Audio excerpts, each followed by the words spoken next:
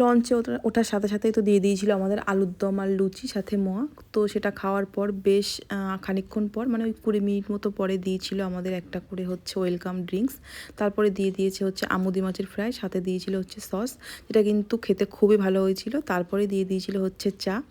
তো তার আধা ঘন্টা মতো আমরা লঞ্চেই ছিলাম। এবার নেমে গেছি হচ্ছে আমরা হ্যামিল্টনের বাড়ি দেখার জন্যে। তো এখানে আমার বর কিনছিল একটা কাঠবাদাম। আর হ্যামিল্টনের বাড়ি একদম গ্রামের মধ্যেই। এই যে খুব একটা ভালো মানে ভালো বা সেরকম কিছু একটা ব্যাপার নেই, যেহেতু বাড়ি মানে যে বাড়িটা সেটা আর কি আটকানো, বাইরে থেকে দেখে চলে আসতে হবে। আর এখানে আখের রস, ডাব এসব বিক্রি হচ্ছিল। তো আমরা একটা করে মাঝখানে ডাবও খেয়ে নিয়েছিলাম। তো তারপরে একটু ফটোও তুললাম, যেহেতু তো শুধু ওটাই দেখতে হবে, বাইরে থেকে বাড়িটাই দেখে চলে আসতে হবে আর ফটো তুলতে হবে, তাছাড়া আর কিছুই করার নেই। তো এখন সবাই মিলে একটু ফটো শ্যুট করে নিলাম, ওখানে একটু ভিডিও করে নিলাম।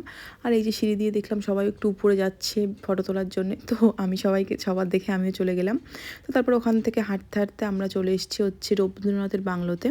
তো এখানে রবীন্দ্রনাথের বাংলোতেও তেমন কিছু দেখার নেই, এই যে এরকম সব মানে বাংলো বাড়ি আর একটু ছোট পার্ক মতো। তো তারপর ওখান থেকে আবার লঞ্চে ওঠার সাথে সাথে আমাদের দিয়ে দিল হচ্ছে দুপুরের লাঞ্চ। লাঞ্চে ছিল হচ্ছে ডাল, উচ্ছে আলু ভাজা, আর সাথে ছিল পুঁইশাক আলুর তরকারি মানে একটা সবজি। আর তারপরে ছিল হচ্ছে পাবদা মাছের ঝাল, মানে সর্ষে পাবদা আর কি। তো পাবদা মাছটা একদম ফ্রেশই ছিল, ভালোই ছিল। আর তারপরে ছিল হচ্ছে ভেটকি মাছের ঝাল, যেটা কিনা সর্ষে দিয়েই ছিল। তো এখন খাচ্ছি হচ্ছে ভেটকি মাছ, আর ভেটকি মাছের থেকেও কিন্তু পাবদা মাছটা বেশি ভালো হয়েছিল। আর সুন্দরবনে দেখা মানে ওই যে হ্যামিল্টনের বাড়ি আর রবীন্দ্রনাথের বাংলো, প্রথম দিন আমরা এই দুটোই দেখেছি। সত্যি কথা বলতে ওগুলোর থেকে মানে জলেই ভালো লেগেছে আর কি লঞ্চে, ওখানে দেখার তেমন কিছুই নেই।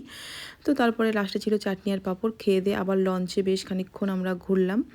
ঘোরার পরে আমরা নেমে গেছি হচ্ছে পাখিরালয়ে ঘাট। তো ওখানে হচ্ছে আমরা স্টে করেছিলাম, মানে নাইট স্টে করেছিলাম হোটেলে। তো রুমে গিয়ে আমরা এখন স্নান করে ফ্রেশ হয়ে নিয়েছি, তারপর দিয়ে দিয়েছে চা। এখন চলে যাব নিচে ঝুমুর নাচ দেখার জন্যে।